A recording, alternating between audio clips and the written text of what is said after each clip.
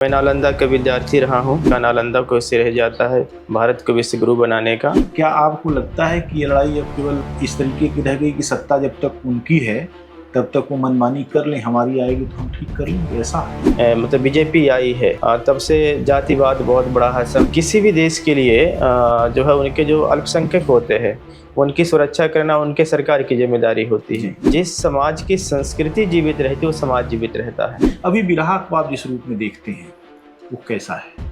ब्राह्मणवाद का जो सबसे बड़ा आक्रमण बौद्ध संस्कृति पे हुआ। भारत में बहुत सारी लोक कलाएं थी और लोक कलाएं हैं भी, वो विलुप्त हो रही हैं। मैं काशीनाथ यादव जी से बहुत प्रभावित रहा। क्या अभी बिरहा में ऐसी ताकत है कि वो समाज परिवर्तन के लिए कोई भूमिका निभा सकता है? जो लोक कलाएं हैं इसी के माध्यम से समाज परिवर्तन आ सकता है। दलितों के आवाज़ है, जो पिछड़े वर्गों में आवाज़ है, तो मैं उनसे कोशिश करूंगा कि बहुजन समाज बनाए। दुनिया में बौद्ध धर्म ऐसा है जो हथियार नहीं बल्कि ज्ञान से लड़ाई लड़ा।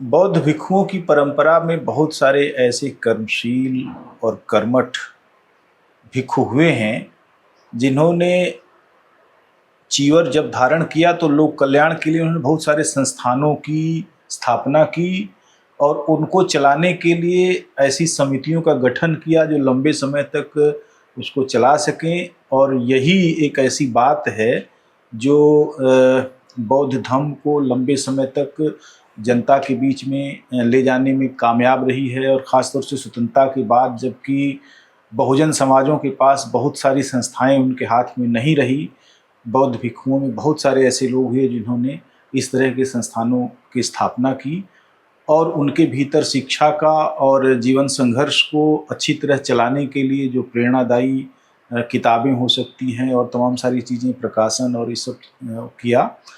उनकी परंपरा में हमारे शहर में सारनाथ में जहाँ कि भगवान बुद्ध ने पहला धम्मोपदेश दिया था, वहाँ पर भिक्षु चंदिमा जो कि अभी युवा ही हैं लेकिन उन्होंने जो काम किया है वो माइलस्टोन काम है। उन्होंने सारनाथ में स्टेशन के पास एक धम्म शिक्षण केंद्र बनाया, उसके अलावा एक विश्वविद्यालय की स्थापना करने की उनकी पूरी योजना है जिसमें काफ़ी हद तक वो आगे बढ़ चुके हैं। और उसके साथ साथ वे लगातार सामाजिक जागृति के लिए देश के विभिन्न हिस्सों में और विदेशों में जाते रहे हैं लगातार। और वे बौद्धिक व्यक्ति हैं, एक बुद्धिजीवी के तौर पर वे समाज के उन तमाम सारे ज्वलंत मुद्दों पर सोचते विचारते रहे हैं जो ज़रूरी है, जो बहुजन समाज की राजनीति को, उसकी सामाजिक हैसियत को, उसकी संस्कृति को, उसकी अर्थव्यवस्था को विश्लेषित करने में मददगार विचार हैं, जो विचार उसके जीवन को आगे बढ़ाने में मददगार हैं। उन पर भंते चंदिमा लगातार जो है विचार करते रहे हैं। लगातार उन्होंने गोष्ठियों का आयोजन कराया है। उनकी प्रेरणा से बहुत सारे लोगों ने अपने अपने संस्थानों में इस तरह के आयोजन किए। तो उनका एक बड़ा काम है। उत्तर प्रदेश की बसपा सरकार में वे दर्जा प्राप्त राज्य मंत्री भी रहे हैं और उनका देश विदेश में बहुत सम्मान है। पढ़े लिखे जो लोग हैं, जो बड़े संस्थानों से निकले हैं, JNU से, चाहे दिल्ली यूनिवर्सिटी या और तमाम सारी जगहों से, उनके बीच में बहुत लोकप्रिय हैं और बहुत ही मित्रवत व्यवहार करते हैं। जरा भी लोगों को ये नहीं लगता कि भंते हमसे अलग हैं, उनका जो पूरा वो चीवर धारण किए हुए हैं तो हमसे अलग हैं। बिल्कुल एक खास तरह का जो मित्रता का व्यवहार है वो हम सबको इनके बहुत करीब लाता है। आज हम उनके साथ हैं। भंते जी, आपको बहुत बहुत स्वागत। और भंते चंदिमा एक किसान परिवार से निकले और यहाँ तक पहुँचे। उनकी जीवन यात्रा बहुत प्रेरणादायी है और हम चाहेंगे कि वे अपनी जीवन यात्रा के बारे में कुछ बताएं, और ख़ास तौर से इसलिए कि लोगों को ये जिज्ञासा है कि भंते की शुरुआत कहाँ से हुई थी। मान्यवर, सबसे पहले तो आपका और आपके जितने भी दर्शक हैं सभी लोगों का मैं स्वागत करता हूं। और आप धम्मा लर्निंग सेंटर में हैं। धम्मा लर्निंग सेंटर की तरफ से भी बहुत हार्दिक स्वागत है, अभिनंदन है। जहाँ तक मेरे बारे में प्रश्न है, मैं बस्ती जनपद में पैदा हुआ था। बाद में बस्ती जनपद से संत कबीर नगर बना तो हमारा गांव संत कबीर नगर में आ गया। धनकटा तहसील है, धनकटा थाना भी है उसी के अंतर्गत एक पौली ब्लॉक है। पौली ब्लॉक में एक शंकरपुर गांव है, तो उसी शंकरपुर गांव में मैं जन्म लिया 1985 में। और वहाँ पे मैं 8वीं तक पढ़ाई किया। उसके बाद मैं कुशीनगर आ गया। कुशीनगर में बर्मिस बुद्ध विहार में पूज्य बनते ज्ञानेश्वर जी के पास मैंने प्रवज्जा ग्रहण की, और उसके बाद वहाँ रहने लगा और वहाँ से इंटरमीडिएट किया। बाद में मैं नालंदा चला गया, वहाँ से मैंने नव नालंदा महाविहार से बीए किया। बनारस में आया, यहाँ से संपूर्णानंद संस्कृत विश्वविद्यालय से एमए किया, और नागपुर से जाकर के पीएचडी का मैंने काम अपना किया। तो ये थोड़ा सा मेरा एकेडमिक यात्रा रही। और उसके बाद लखनऊ में अंतर्राष्ट्रीय बौद्ध संस्थान में पहले वाइस चेयरमैन नॉमिनेट किया गया, फिर चेयरमैन हुआ, और 2007 से लेकर के 2012 तक वाइस चेयरमैन रहा। 2012 से लेकर के लगभग 17 तक मैं चेयरमैन रहा। और उसी समय जो संस्थान से कुछ हमको आर्थिक सहयोग प्राप्त हुआ वेतन के रूप में, वो सब इकट्ठा करके हम लोगों ने यहाँ सारनाथ में ये ज़मीन खरीद लिया, लगभग 12,000 स्क्वायर फीट। और उसी पे फिर धम्मा लर्निंग सेंटर बना जी। और चूँकि मैं नालंदा का विद्यार्थी रहा हूँ, और नालंदा को ही श्रेय जाता है पूरे दुनिया में बौद्ध धर्म फैलाने का, नालंदा को श्रेय जाता है भारत को विश्व गुरु बनाने का। और नालंदा पूरी दुनिया का पहला विश्वविद्यालय है। और एक विडंबना है कि जब 12वीं शताब्दी में ऑक्सफोर्ड जन्म ले रहा तो नालंदा उस समय नष्ट हो रहा था।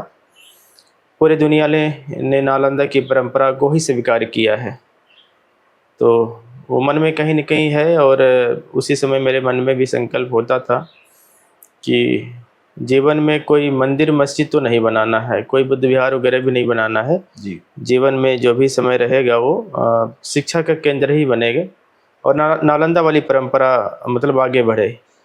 तो उसी को ध्यान में रख करके हम लोगों ने ज़मीन खरीदी, और यहाँ धम्मा लर्निंग सेंटर बन करके तैयार हो गया। लगभग 40-45 कमरे हैं, लाइब्रेरी है, क्लासरूम है, डाइनिंग हॉल है, लगभग व्यवस्थित सब कुछ है जी। और मुझे प्रसन्नता हो रही कि नालंदा में जो संकल्प हुआ था और बनारस में आकर सारनाथ में आकर के पूरा हो गया। जी। अभी जो जैसे डॉक्टर अंबेडकर के आने के बाद जी एक बड़ी कतार बौद्धिज्म की तरफ आकृष्ट हुई और उनके पूरे जीवन में परिवर्तन आया। उन्होंने बहुत सारी ऐसी मान्यताओं को तिलांजलि दे दी और अपने जीवन को नया बनाने की शुरुआत की। अब आप लगातार समाज में घूम रहे हैं, देख रहे हैं, और हिंदुत्व के नाम पर कई तरह के हमले हुए, उससे बौद्धिज्म भी नहीं बचा है। सदियों तक बौद्धिज्म ने सामना किया, बौद्ध धर्म ने सामना किया उस ब्राह्मणवाद का। वो अब दूसरे रूप में, हिंदुत्व के रूप में, तमाम सारी उन जातियों को जो उसके उत्पीड़ित रहे हैं उनको भी जोड़कर वो हमले कर रहा है तमाम सारे धर्मों पर, खासतौर से मुसलमानों के ऊपर, ईसाइयों के ऊपर, और बौद्ध भी उससे बचे नहीं हैं। ये जो परिदृश्य है उसको किस रूप में आप देख रहे हैं? देखिए, बाबा साहब डॉक्टर अम्बेडकर ने एक ग्रंथ लिखा हुआ, उसका नाम है प्राचीन भारत में क्रांति और प्रतिक्रांति। और उस ग्रंथ में बाबा साहब ने कहा है कि इस देश का इतिहास और कुछ नहीं है, केवल ब्राह्मण संस्कृति बनाम बौद्ध संस्कृति के संघर्षों का इतिहास है। और हम 12वीं शताब्दी के पहले से देख रहे हैं और वो संघर्ष चल रहा है। बुद्ध के समय का जो भारत वो अंधकार युग है जी। और बुद्ध ने प्रतिक्रांति की, क्रांति की और अंधकार युग समाप्त हुआ। उस अंधकार युग में दास प्रथा है, बलि प्रथा है, और आपका जो है बहुत सारी कुरीतियाँ हैं देश में। तो बुद्ध ने उसको सब बंद करवाया, और जो पुरोहित वर्ग था वो एकदम घुटने पा गया, उसके जीवन मरण का प्रश्न हो गया। और देश का जो बहुसंख्यक वर्ग था, बहुजन जिसको बुद्ध ने कहा, जी। वो सब लोग बुद्ध की शिक्षाओं की तरफ आकर्षित हो गए और देश एक तरफ से बौद्धमय बन गया। पूरा देश जो है बुद्ध को मतलब अनुकरण करने लगा। और ब्राह्मणवाद एकदम एक तरह से कहे ले कि वो उसके जीने मरने का सवाल आ गया। तो थोड़ा चालाक वर्ग है, तो उसने सोचा जीने मरने से अच्छा कि हम क्यों ना कि हम भी कन्वर्ट हो जाएं। तो बहुत सारे लोग भिक्षु बने और बुद्ध के समय वो लोग कई ऐसे दृष्टांत आते हैं कि वो कुछ वो लोग मिलावट करने की कोशिश किया, लेकिन बुद्ध जो है हमेशा बुद्ध और उनका भिक्षु संघ हमेशा सक्रिय रहा, वो मिला नहीं पाए, मिलावट नहीं कर पाए। बुद्ध के न रहने के बाद फिर इन लोगों ने जो है बड़े पैमाने पर बुद्ध विहारों में घुसे और अपने तो भिक्षु थे ही चिबर पहना, अपने पत्नियों को चिबर पहना डाला, अपने बच्चों को बुद्ध विहारों में लेकर आया और उस वहाँ पे जो है वो पशुओं को रखने लगे। और धीरे धीरे जो बुद्ध विहार थे हमारे वो सब आश्रमों के रूप में बदलने लगे और बुद्ध की मूर्तियाँ बदली जाने लगी और बुद्ध विहारों में लोग बच्चा पैदा करने लगे। लोगों को लगने लगा कि जो काम हम गृहस्थ लोग करते हैं, लोग ऐसे काम कर रहे हैं, भिक्षु लोग काम कर रहे हैं। तो भिक्षु भेष में रह करके लोगों ने जितना अभिनय था बुद्ध का उसको ध्वस्त कर डाला जी। और उसके बाद जो हमारे शिक्षा के केंद्र से थे उसमें आग लगा डाली। नालंदा को तो एक ये लोग आरोप लगाते बख्तियार ने जलाया है और इतिहास चूँकि यही लिखे हैं तो ये लिखते हैं कि बख्तियार जो है अपने कुछ सैनिकों के साथ आया, उसको जला के चला गया। मेरा प्रश्न है, जब बख्तियार आया जला के चला गया फिर आप क्या कर रहे थे, बुझाए क्यों नहीं? और नालंदा आप कहते कि 6 महीनों तक जलता रहा, आप 1 दिन 2 दिन 3 दिन 4 दिन 5 दिन के बाद आप बुझाए होते आग, कुछ तो बचा लिए होते। तो कहीं न कहीं एक्चुअली वो मुसलमानों ने भी बहुत नुकसान किया है, लेकिन ये लोगों ने ज़्यादा नुकसान किया है। आज भी बुद्ध गया पे कब्जा किसका है? बुद्ध गया हमारा महातीर्थ है और उस पर कब्जा किसका है? और आज भी जो बहुत सारे जो बड़े बड़े मठ हैं, केदारनाथ, बद्रीनाथ, इस सब पे कब्जा किस पे? उसमें किसकी मूर्तियां हैं? जितने इनके धाम हैं सब वो बौद्ध विहार ही हैं जी। तो आज भी वो मतलब एक तरह से इन्हीं का प्रभाव, इन्हीं का कब्जा है और आज भी वो संघर्ष जारी है। और देश में आप चूँकि बहुजन आंदोलन को बहुत अच्छे से समझते हैं, बौद्ध आंदोलन को समझते हैं, देश में 2 विचारधाराएं काम करती रही हैं, बुद्ध के समय से लेकर अभी भी काम कर रही है। एक व्यवस्था है वो समता मूलक समाज चाहता है, वर्ग है वो विषमता मूलक समाज चाहता है। तो वो जो ब्राह्मणवाद था फिर वो हिंदू के रूप में परिवर्तित हुआ। आज जो हिंदू है वो सनातन के रूप में परिवर्तित हो चुका है। तो इनका सारा का सारा वो प्रयास है कि वो वर्ण व्यवस्था कायम हो। और इधर हम देख रहे हैं 10-15 सालों में जब से केंद्र सरकार और राज्य सरकारों में मतलब बीजेपी आई है, तब से जातिवाद बहुत बड़ा है, सांप्रदायिकता बहुत बड़ी है। किसी भी देश के लिए जो है उनके जो अल्पसंख्यक होते हैं उनकी सुरक्षा करना उनके सरकार की जिम्मेदारी होती है। और अगर हमारे देश के अल्पसंख्यक चाहे मुसलमान हो या बौद्ध हो या ईसाई हो और या तो सिख हो, अगर वो भयभीत हैं जी और उनको लगता है कि इस देश में जो है मतलब बहुत कठिनाई हो रही है उनके लिए, तो ये सरकार के लिए बहुत शर्मनाक है। ये सरकार जो है अल्पसंख्यकों को सुरक्षा देने में असफल हो रही है। तो और एक कर भी नहीं सकते हैं क्योंकि वो इनसे उम्मीद भी नहीं है। और हमारा इतिहास कहता है, बौद्धों के इतिहास कहता है कि ब्राह्मणों के पास न्यायिक चरित्र नहीं होता है जी। और जिसके पास न्यायिक चरित्र नहीं होता है उनसे फिर हम न्याय की उम्मीद कैसे कर सकते हैं?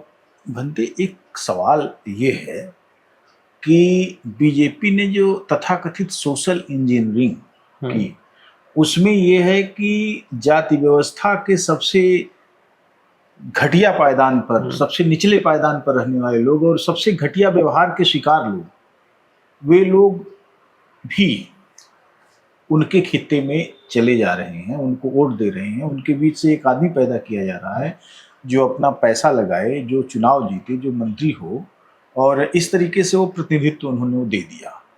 अब सवाल ये है कि भगवान बुद्ध से लेकर आज तक की जितनी भी परंपरा रही है, जो भी प्रबुद्ध जन रहे हैं, जो बहुजन समाज और बहुजन हिताय बहुजन सुखाय के सिद्धांत में उन्हें विश्वास करते रहे हैं, उन सारे लोगों ने उत्पीड़ितों को एकजुट किया और उत्पीड़ितों की बराबरी के लिए, उनके मुख्यधारा में आने के लिए संघर्ष किया। और दूसरी तरफ जो है ये चीज़ें चल रही। तो ऐसे में क्या आपको लगता है कि ये लड़ाई अब केवल इस तरीके की रह गई कि सत्ता जब तक उनकी है तब तक वो मनमानी कर लें, हमारी आएगी तो हम ठीक कर लेंगे, ऐसा? या कुछ और नहीं, समझ? मैं तो इस बात को मैं इस तरीके से देखता हूँ कि यह देश अति बर्दाश्त नहीं करता है। हम्म, इस देश की एक विशेषता रही है कि कभी अति बर्दाश्त नहीं किया है, और उसका प्रभाव अभी इस बार लोकसभा चुनाव में देखने को मिला है। जी। और वो एक इस बार का जो लोकसभा चुनाव था, वो तो देश को बड़ा मैसेज दिया, बड़ा संदेश दिया है कि अति नहीं बर्दाश्त की जाएगी। वो अलग बात है कि सत्ता में चूँकि ब्राह्मणवाद इसमें बहुत मजबूत है, और वो ब्राह्मणवाद का जो मुख्य सिद्धांत है साम दाम दंड भेद, उसका वो हथियार है और उसका उपयोग कर रहा है। अब इसमें जो बहुजन समाज के जो राजनीति में, सोशल सेक्टर में, जो धर्म के क्षेत्र में, या जो भी किसी भी क्षेत्र में जो जागरूक लोग हैं, जो बुद्धिजीवी लोग हैं, उनको थोड़ा सा समाज में समय समय पर जो जहाँ पे है वहीं पे अपनी जागरूकता फैलाता रहे, अपनी आवाज़ उठाता रहे। जी। और यह देश जो है जिसमें हर विचारधारा के लोग हैं, मैं बार बार कहता हूँ कि हर जाति में अच्छे लोग हैं और हर जाति में बुरे लोग जी हैं। जी। अच्छे बुरे हर जगह हो सकते हैं। तो जो अच्छे लोग हैं वो किसी भी जाति के हों, मुझे लगता है कि उनसे समन्वय बना रहना चाहिए, उनसे संपर्क बना रहना चाहिए, और ये संघर्ष तो चलता रहेगा। अभी मैं देख रहा हूँ कि जैसे पिछड़ी जातियों में खास तौर से जो पैसा आया उनके पास, तो क्लास तो उनका चेंज हो गया, लेकिन कास्ट वही रही। कास्ट वो चेंज कर भी नहीं सकते। उन्होंने थोड़ा ये मोटा गंडा बांधना शुरू कर दिया। अब वो दिखाते हैं हर चीज़। मुझे लगता है उसमें जमी हुई मैल ही इतने विषाणुओं का और कीटाणुओं का, जीवाणुओं का घर है कि उससे कितने रोग फैलते हैं, लेकिन उसके पीछे नहीं जानते। ये प्रवृत्ति वास्तव में आप किस रूप में इस प्रवृत्ति को देखते हैं कि क्यों बढ़ रही है? क्या असुरक्षा बोध है धार्मिक रूप से? क्योंकि धार्मिक जो पद्धति है वो केवल ऐसा नहीं कि वो धर्म ही है केवल, बल्कि जिंदगी के सारे जीवन दर्शन को ही जो है वो प्रभावित करती है और उसको बनाती है। ये जो आया है वो कैसा, क्या? मैं असुरक्षा बोध तो नहीं कहता हूँ, लेकिन मैं स्वार्थ बोध जरूर कहता हूँ जी। और मैंने पहले की सरकारों में देखा कि सरकारें जिसकी होती हैं, लोग कहीं न कहीं वही विचारधारा को लोग जो है फॉलो कर लेते हैं। तो आज चूँकि जो है ब्राह्मणवाद का वर्चस्व आरएसएस बहुत मजबूत है, तो लोगों को लगता है कि हमको प्रमोशन में हमको नौकरी में अच्छे पोस्ट मिले, और सेक्टरों में हमारा थोड़ा सा जीवन यापन बहुत सुलभ हो जाए, मेहनत कम करना पड़े। इस वजह से लोग जो है वो जानबूझ करके दिखाते हैं। हाँ, एक बड़ी दिलचस्प बात यह है कि आप लोक संस्कृति के बड़े करीब हैं और लोक संस्कृति में ख़ास तौर से कुछ कलाओं में आपकी दिलचस्पी भी है। उस दिलचस्पी के पीछे क्या वजह हैं? उसका जो प्रमुख कारण ये है कि किसी भी परंपरा के दो अंग होते हैं। जैसे बौद्ध परंपरा की अगर हम बात करें तो इसके भी दो अंग हैं, एक बुद्ध धर्म, एक बौद्ध संस्कृति है। तो बुद्ध धर्म में जो उसका एक दार्शनिक पक्ष है वो धर्म के अंतर्गत है, वो बहुत कठिन होता है। अब हम सामान्य रूप से लोगों से कह कि आप पंचशील पालन कर लीजिए, आप अष्टांगिक मार्गों का पालन करिए, आप 4 आर्षद का पालन करिए, आप 10 पारमिताओं के पालन करिए। ये थोड़ा सा कहना आसान है लेकिन करना बहुत मुश्किल है। ये कहना आसान है कि हम प्राणी हत्या नहीं करेंगे, लेकिन क्रोध दिन भर आता रहता है। तो ये करना बहुत आसान है, लेकिन जो सांस्कृतिक पक्ष है, हमारा उठना, हमारा बैठना, हमारा कपड़ा पहनना, हमारे घर का स्ट्रक्चर, वो बहुत सरल है। जैसे अभी आप सेंटर पे आए हैं या किसी के घर सामने घर दिख रहा है, इस घर पे अगर पंचशील का झंडा लगा हो तो घर में रहने वाला आदमी उस शील पालन करता कि नहीं करता, अष्टांग मानता कि नहीं मानता। लेकिन घर पे अगर पंचशील का झंडा तो आप कहेंगे कि बुद्धिस्ट का घर है जी। ये जो पक्ष, सांस्कृतिक पक्ष बहुत आसान होता है। और जिस समाज की संस्कृति जीवित रहती है वो समाज जीवित रहता है। जिस समाज की संस्कृति नष्ट हो जाती है वो समाज नष्ट हो जाता है। बौद्ध धर्म जो है एक थोड़ा बहुत तो उस प्रभाव में रहा, लेकिन बौद्ध संस्कृति नष्ट किया। ब्राह्मणवाद का जो सबसे बड़ा आक्रमण हुआ वो बौद्ध संस्कृति पे हुआ। हमारी बौद्ध संस्कृति जो है नष्ट हुई, इसलिए बौद्ध धर्म नष्ट हो गया। तो मुझे लगता है कि हमको संस्कृति जो सांस्कृतिक पक्ष है हमारा, वो उसको आगे लेकर आना चाहिए, कि वो आम जनता में बहुत स्वीकारता उसकी होती है, बहुत सरल होता है उसको अपनाना। और भारत में बहुत सारी लोक कलाएँ थी और लोक कलाएँ हैं भी, वो विलुप्त हो रही हैं, और मैं आपको धन्यवाद दे रहा हूँ कि आप उसके लिए अभियान चला रहे हैं। लोक कलाएँ वापस आना चाहिए, और लोक कलाएँ ही लोक को बांधे रखेंगी। जी। और एक बहुत कम वर्ग है जो दार्शनिक पक्ष को समझता है। बाकी देश का बहुसंख्यक वर्ग है, बहुजन समाज जिसको हम कहते हैं, वो उसके व्यवहारिक पक्ष को समझता है। तो संस्कृति जो है, सांस्कृतिक जो पक्ष है, वो व्यवहारिक पक्ष के साथ रहती है, इसलिए उसको पुनर्जीवित करने के लिए हमेशा प्रयास करते रहना चाहिए। हम उसके पक्ष में इसलिए हैं। जैसे लोक कला बिरहा में आपसे कभी बातचीत हुई, आपने उसको कहा उसके बारे में कि आपकी दिलचस्पी रही है।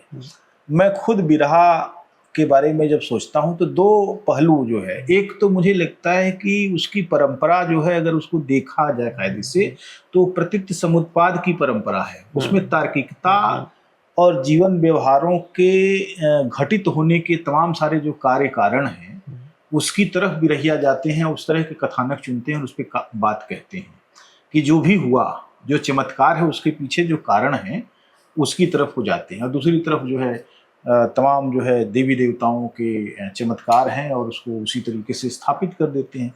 तो मुझे लगता है ये जो रस्साकसी है, ये ध्यान देने योग्य है। और आप तो एक दौर के साक्षी रहे हैं, और जब चीज़ें बदल रही थी, अभी बिरहा को आप जिस रूप में देखते हैं वो कैसा है? हमने जो बिरहा सुना अपने बचपन के जीवन में, मैं काशीनाथ यादव जी से बहुत प्रभावित रहा। और मैं जो है आप जुगनू हैं, जो हैदर अली जी हैं, उनके उससे बहुत चूँकि मानवर कांसीराम साहब का मिशन मूवमेंट चल रहा था, तो लोगों ने परशुराम यादव जी ने, लोगों ने जो उस समय जो सामाजिक परिवर्तन के लिए इन लोगों ने जो गाने गाए हैं, ये बहुजन समाज बहुत पॉपुलर हुआ। और बहुत पॉपुलर हुआ, उसके साथ साथ बहुजन समाज में बहुत जागृति आ गई। और जैसे यहाँ अम्बेडकर नगर के लोग थे, उन लोगों का ड्रामा चल रहा था, तो ड्रामा के माध्यम से बहुत ज़्यादा जन जागृति आई है। तो मैंने देखा कि बहुत सारे लोक कलाकार हुए, जो लोक कलाकारों ने जो है अभी भी, हालांकि वो संख्या बहुत बढ़ रही है, लोग लगे हुए हैं, उससे जन जागरण बहुत तेज हो रहा है। बहुत इसका बहुत अच्छा प्रभाव पड़ा है। हालांकि वो समय के साथ साथ कभी कभी कुछ चीज़ें ऊपर नीचे होती रहती हैं।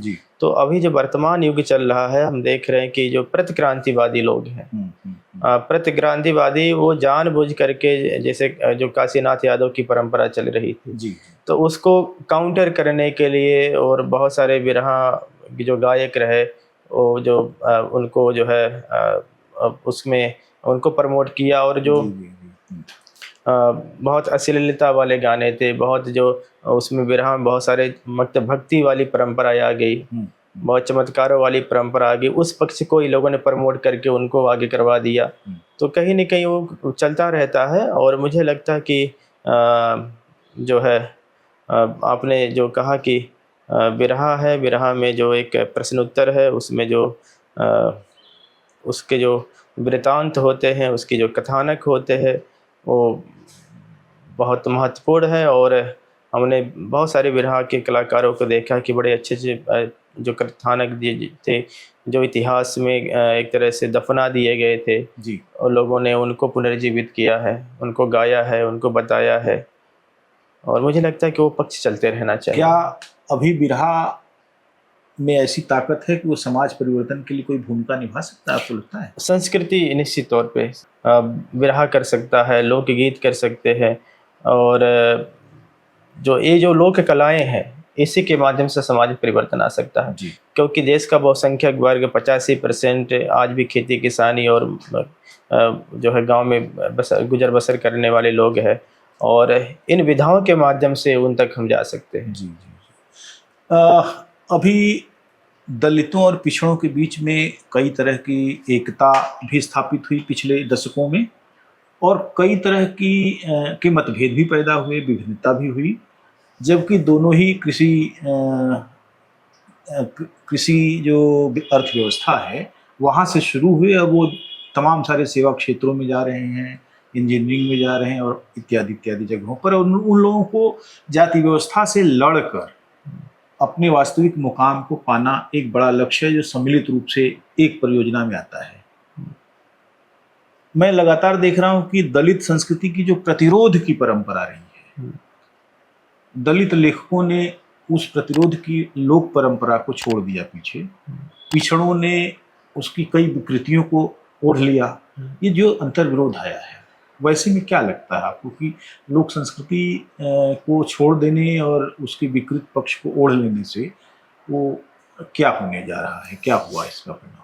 जो दलित और पिछड़े वर्ग के जो बुद्धिजीवी लोग हैं उनको एक बात तो बहुत अच्छे से समझना चाहिए कि जो विरोधी है, जो दुश्मन है, वो बहुत शातिर है और वो हमारे ही बीच में जातीय नेता पैदा करता है। और जातीय नेता उनको पैदा करता जो हमारे बीच में जो उनको समाज से कुछ लेना देना नहीं होता है, सामाजिक विरोधी गतिविधियों में लिप्त रहते हैं, उनको प्रमोट कर देता है, उनको लालच दे करके उनको साम दाम दंड भेद के माध्यम से उनको अपने तरफ कर लेता है। और करने के बाद फिर वो जो असली लोग हैं उनको एक तरह से पीछे करके जो नकली लोग हैं उनको आवाज़ कहता है कि आपकी आवाज़ है। तो ये थोड़ा सा जो बहुजन लेखक हैं, कलाकार हैं, जो भी है, उनको थोड़ा सा इस पे सोचना चाहिए। और मैं बहुजन समाज के हमेशा पक्ष में रहा हूँ और मुझे लगता है कि जो है बहुजन समाज ही बने। और इधर हमने देखा कि हमको बहुत सारे लेखक हैं, जब हम लोगों से बात करते रहे तो कई बार वो लोग अपना परिचय हमको देते रहे कि मैं दलित लेखक हूँ। तो मैंने मजाक उनसे बोला कि हम तो आपको बहुजन लेखक समझते हैं जी, और फिर आप अपने दलित लेखक तक क्यों सीमित हो जाते, अपने आपको सीमित क्यों करते हैं? तो हमने कहा कि आप बहुजन लेखक क्यों नहीं बनना चाहते हैं, बहुजनों की आवाज़ क्यों नहीं बनना चाहते हैं? तो मैं जो दलितों के आवाज़ हैं, जो पिछड़े वर्गों में आवाज़ हैं, तो मैं उनसे कोशिश करूँगा कि बहुजन समाज बनाए, ना पिछड़ा समाज बनाए, ना वो दलित समाज बनाए, बहुजन समाज बने। और फिर जब बहुजन समाज बनेगा तो बहुजन समाज बना करके हम बड़े ताकत के साथ लड़ सकते हैं, बड़े ताकत के साथ सामाजिक परिवर्तन का आंदोलन चला सकते हैं। और मैं फिर कह रहा हूँ, दुश्मन बहुत शातिर है। अभी उसने जो है सुप्रीम कोर्ट के माध्यम से उसने जो है सिविल कास्ट में वर्गीकरण करवा दिया, क्रिमिनल लागू करवा दिया। अब उसमें जो लड़ने वाली कौमें हैं वो जब आरक्षण की बात आएगी तो 14-15 नंबर पे आ जाएंगे। अब वो जी। तो जिसके वजह से जो लड़ता रहा है, जब उससे वंचित हो जाएगा, फिर कहेगा हम क्यों लड़े तुम्हारे लिए जी। तो लड़ाई करना ही बंद कर देगा, तो फिर तो समाज और बहुत पीछे चला जाएगा।